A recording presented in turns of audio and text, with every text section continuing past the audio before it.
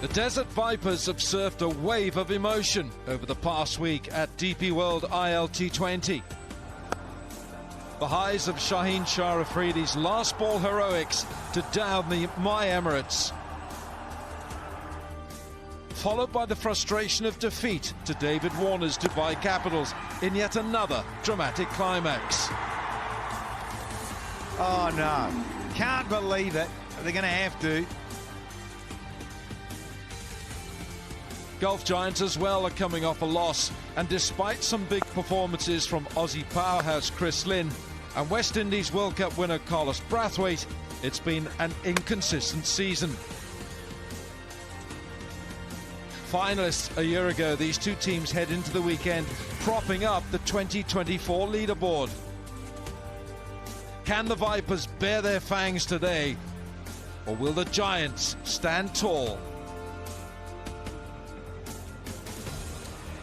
Yes, hello and welcome to DP World ILT20 for 2024. It's match 19 coming to you live from the Dubai International Cricket Stadium. The Vipers against the Giants. And you can see how crucial, how important this match is, because these two teams are propping up the leaderboard with My Emirates leading the way on 10 points. So the 2 points are absolutely crucial today. 2 points like bars of gold. How's that pitch going to play? Here's the toss now with Danny Morrison. Alrighty, Super Saturday, all in readiness here for match 19. I've got the two captains, the match referee Simon Toffel, and I've also got our coin representative Farid Shah. Good to see you, Mr. Sheikh. Good to see you all here. And just before we get things underway, Colin Munro of the Vipers with the initiative, the sustainability. Signed just by me too. Yeah, wonderful, signed and everything. Very good. Okay, you've got the coin, haven't you, Colin? Thank you. Heads. Giants are called heads. Heads. Is a tail. Oh. So, funnily enough, Colin, you're going to have a bowl and why? Fresh pitch. Hopefully, there's something in it for us. And yeah, we couldn't chase last game, so we'll try and do it again. Yeah, it's sort of that trend, isn't it? 7 from 7. In terms of this pitch, you said it's a fresh one live. Does that tweak your side, given it's a day game? Nah, the only change we've got is Afridi's gone, unfortunately for us, but it's another opportunity for Tamal Mills to come in, and that's a straight swap for us. So, yeah, exciting times for him. Good one. Have a good Yes, evening. thank you. Go on, bro. James, going to have to put runs on the board, that whole thing. Time to buck the trend, isn't it? Side batting first, sets a total, gets on with it. How are you guys mentally ready for this one? Yeah, I think we would have bowled as well, but given it's a day game, conditions shouldn't change a huge amount throughout the evening, so hopefully, the tosses didn't have too much to say in the game. So yeah, as you say, we're 2 from 5 and looking to get on a bit of a run starting today. Yeah, because this is last year's final, isn't it? You're defending champs. Does that add any pressure? No, I think we find ourselves, clogged up in the middle with a number of other teams, and yeah, we've got some games coming thick and fast this week. So, as I say, if we can get on a roll and start climbing up that table before the business end, that's obviously what we're looking to do. And everyone was fit and healthy for selection? Chris Jordan comes back in, Erasmus and Blessing also coming to the side today. Have a good one. Thank you. Thank you, Jimmy. Right, our news from the centre is Colin Munro of the Vipers, hissing and wanting to bite things, is coming up and having a little bowl early. And guess what? It's his birthday today as well, so we're in store for some tricks. I've got Wasim Akram and Simon Dool alongside. Lots of wickets here internationally to talk about a lot of things. I feel out of place, Booker. There's left-armers everywhere. There's left-armers on the field. There's left-armers here. I feel out of place with the right arm, medium, slow. Yeah, look, it's a left-arm tournament, duty. Get real. Right, there's a lot to look forward to today. Coming up in Cricket Safari, last year's leading wicket taker Chris Jordan reveals his cricketing idols, and we discuss his struggles this season. Mohammad Amir tells us how he rebounded from his darkest moment, and we run the gauntlet of emotions during the Vipers' last ball thrillers this past week. Well, it's all about emotion, and you heard Colin Munro saying there that there's no Shaheen Shah Afridi. He's an emotional character, Wes, isn't he? He is. He's full of life, and he also can bat, but I suppose learning curve for him is usually go mid wicket. Eventually, Afridi, he's young, he's got to learn to go extra cover and offside as well. He can bat, though. Oh, yeah. And he won them again. Well, listen, he reminds me of Simon Dool. He's a left-handed Simon Dool because now here he is, Dooley. Notice something with this. Just watch him. Watch Shaheen as he turns here. Watch the bat. Down, nose is short, goes again. Brilliant awareness. I mean, in the situation where you need to win a game, you need 3 to win the game. Yes, he was worried about getting back to the bowler's end, but he was so worried about making sure he got his bat over the line. Yeah. He had to touch down twice. Great awareness from an experienced cricketer in a time where there was chaos going on everywhere. I like that about that moment. Yeah, I love the way that, look, he's contributed with the bat because he hasn't really done it with the ball, but there's the ecstasy of winning, and what about the heartache of losing? The last ball, have a look at this. This is when they wanted, this is the run-out opportunity here, Waz. Directed would have been gone, obviously, but credit to the Dubai Capitals. They needed that win as well, and they won it. And Alan, credit to Patirana, because they got 18 runs from the previous over of Shaheen Afridi. And then Patirana came, they needed 5 to win or 4 to level the score, and he bowled brilliantly. All 5-6 Yorkers with good pace. So he is a future of T20 cricket, in my opinion. Yeah, look, whatever level of cricket, whatever cricket you're playing, you have to, because you can hear the emotion here now. Do you have to detach emotionally, Dooley? Well, it's presence of mind. It's awareness of the situation in the game, and that's what you want. That's why you want the big players at the big moments. That's why you want. I mean, that's why Wasim's point about Patirana. He's a young kid. He's had some troubles at different times. He's struggled with getting the ball on line at different times. He was brilliant in this over. Hasaranga, one of the better fielders. One of the better fielders in the game. The emotion. Colin Munro's 2 kids. The daughter, she doesn't really mind so much, but the son, he can't take it. He's in tears. Needs a hug from mum. This is what brings this whole tournament together, I think. The emotions from the family, from the owners, from the players themselves. What makes it better, and I think it's a better tournament this year as well. Yeah, absolutely. I guess that's where your captain comes in. He's got to be a cool, calm leader, isn't he? Absolutely. It's still early days, halfway of the tournament. It means both the teams today, one is 5th, one is 6th, bottom of the table. Couple of wins here, they can qualify for the eliminators, and that's very, very important game today. This one between these two teams, Alan. Absolutely. And especially with overcast conditions. A bit overcast. He was determined to get it in, overcast. Let's go to birthday boy Danny Morrison with his thoughts on the pitch. Super Saturday, match 19. I've got to say, it's a little chilly today. The weather, it's quite overcast. Well, after all, it is February and it's still winter in this part of the world. But what I do like what I see in front on the 22 yards. Bit of greenery. And a man who liked greenery as well, Wako Yunus. Pitch number 4, what do you make of it? Yeah, it's a lovely pitch. You know, as you mentioned, it's a bit of green tinge on it.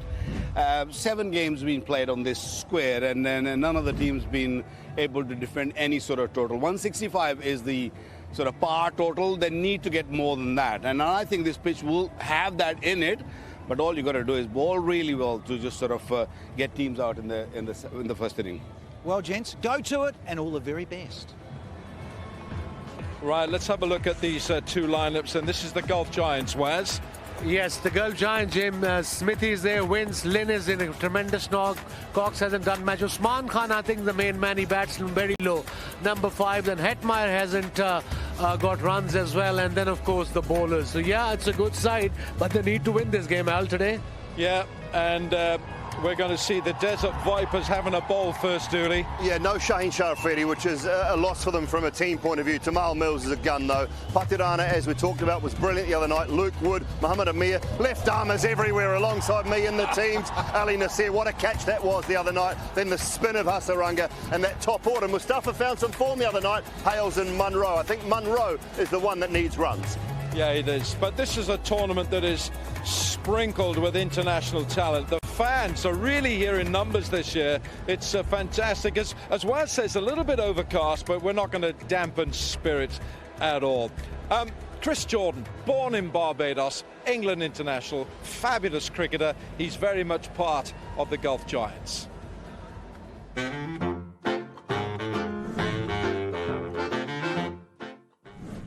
What's your favorite holiday destination? Barbados. Favorite cheat meal? Pizza. What do you do when you're not playing cricket? What series? Which teammate of yours could be a movie star? Carlos Brathwaite. Who would play you in your biopic? Michael B. Jordan. What's your biggest fear? Maybe not fulfilling my dreams. What's your best quality? I listen well. What is your worst quality? Can be impatient from time to time. Who's your cricket idol? From a bowling point of view, Curtly Ambrose, Courtney Walsh. From a batting point of view, Kyle Hooper, Brian Lara. And finally, what has been the biggest bawal moment of your life? Maybe it would have to be when I put a snake around my neck for the first time.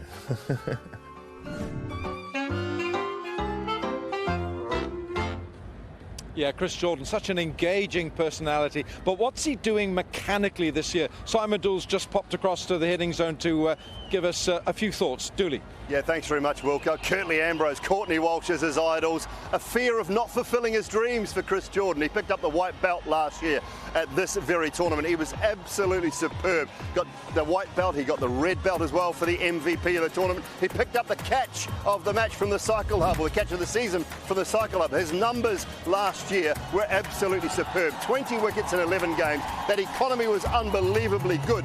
This year, not so much. It's changed a little bit for Chris Jordan. Doesn't stop the practice, the hard work. He is a serious hard worker when it comes to everything about the game of cricket, and particularly his bowling. Is he doing anything wrong, or have situations changed? He bowled a lot with the new ball last year and not as much at the death. When we look at his bowling, his death bowling last year, picked up wickets going slightly wide. A lot of all those white deliveries are wickets, and the blue ones, it were very tight lines. When he went leg side, he got met a little bit last year, but his economy was outstanding. This year, though, he's just getting his length slightly wrong. Situations have changed a bit. He was asked to bowl 4 overs in a row at the death in one game in particular. He's not bowling anywhere near as much inside that first 10 overs, so he's not picking up the wickets. He's having to go searching a little bit for wickets because the Giants are so often behind the 8 ball, behind the game. Just had a quick chat to him prior to this, and he was talking about, I asked him why he's not looking at the wide Yorkers. He said it's situational awareness at the moment.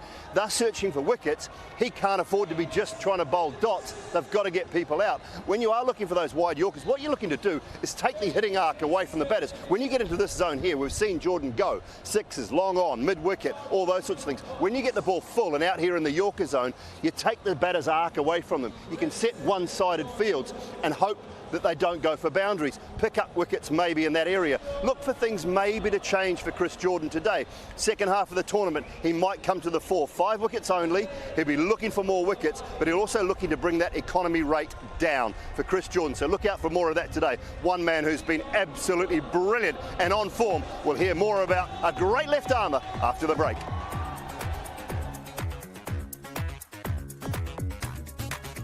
Welcome back to Cricket Safari, and we're looking forward to match 19, the Vipers against the Giants. Now, Simon Doole just said this is a tournament of left-arm quick bowlers. Well, one of them is always at the front when he's talking about left-arm quick is Pakistan's Mohammad Amir.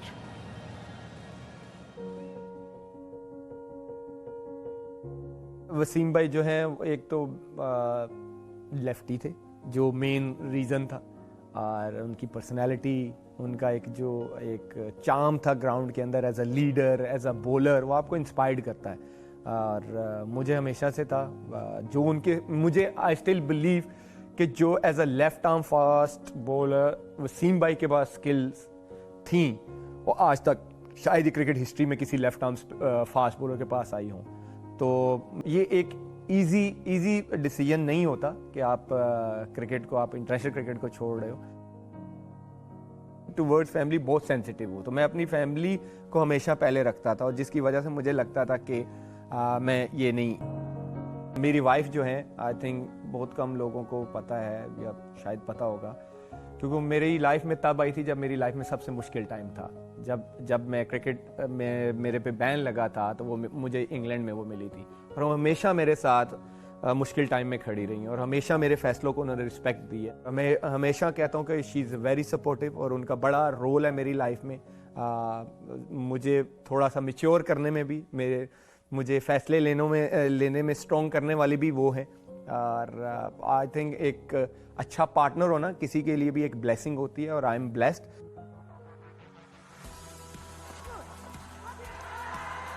Mohamed Amir gets his man a shake of the head from Tim David. But दूसरी leagues के ये tough league लग रही है मुझे. हमेशा आप better player तब बनते हो जब अपने आप को मुश्किल सिचुएशन में डालते हो. तो ये एक ऐसी लीग है कि जहाँ पे आपको हर बैट्समैन मुश्किल मिलेगा, टॉप से लेकर टॉप नीचे 6 तक. मैं हमेशा लंबी कभी नहीं सोचता. I always go with the flow. और अभी मेरा टारगेट जो ऑनेस्टली बताऊं, मुझे मेरे मैनेजर ने कल 1-2 दिन पहले मैसेज किया कि मेरी 1000 विकेटें होने वाली हैं थ्रू द करियर. तो मेरा टारगेट 1000 विकेट. तो it's going to be a fun for me.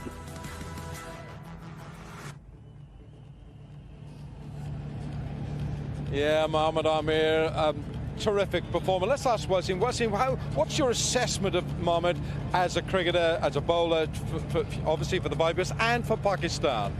He's one of the most cleverest bowler, I think, in T20 format in world cricket. He specializes. He goes all over the world to play this format. He works very hard. He's got this sharp mind, what sort of field he wants in the first over or the second over, and he comes to bowl in 18th or the 20th. 2 overs, the most difficult overs to bowl in this format.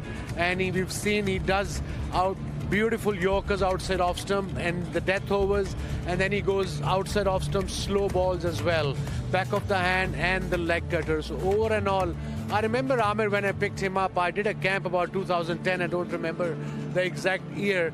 There was a camp and I saw this guy. I think he was under 16 then, and Mudassar was the camp commander, and I was just there to help. And I had told Mudassar that this guy is going to play Pakistan eventually, because I think he's got the talent. And eventually he showed us. He'd been through a lot as a person, and he also said in his interview that he admires his wife, that he actually, whatever he is right now, when he was the lowest of his in life, she helped her a lot. Absolutely. Well, he's going to be up against someone in the Giants camp, Chris Lynn Dooley, muscle man. And he's always a threat, isn't he? Yeah, massive threat. He's taken the form from the BBL into the DP World ILT20. He was brilliant throughout that for the strikers. He's got big power. You get out of the game what you put into the game. I watched Chris Lynn warm up the other day. He was just impeccable with everything he was doing, with the physio, with the trainer. He was going through all his processes. I watched Shimron Hetmeyer standing there for 20 minutes watching Chris Lynn go through his warm-ups and his processes. You get out of the game what you put into the game. Chris Lynn's still putting in as much as he possibly can, and he's getting it out. Amazing. Right. That's it. I think we're all done. I was going to get a prediction from you, but I'm not, because we run out of time for match 19.